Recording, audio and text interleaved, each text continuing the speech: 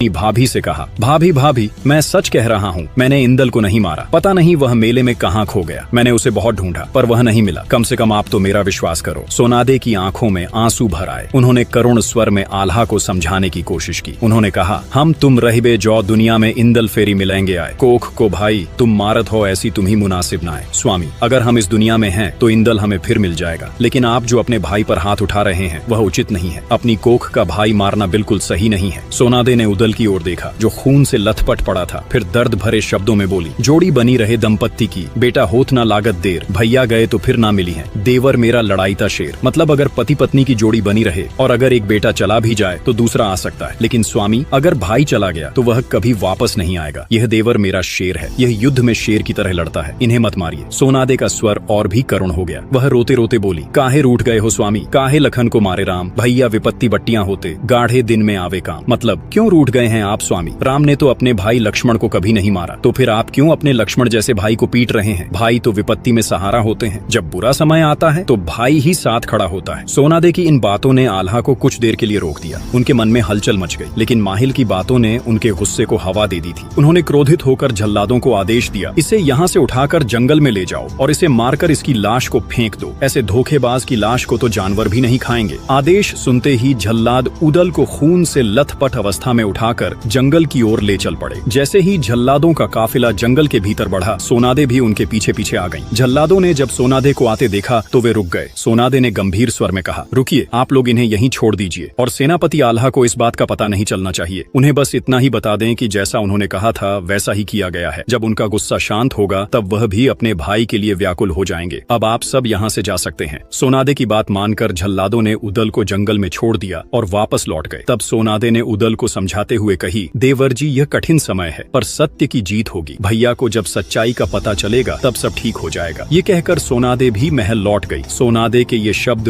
उदल के लिए आशा की किरण की तरह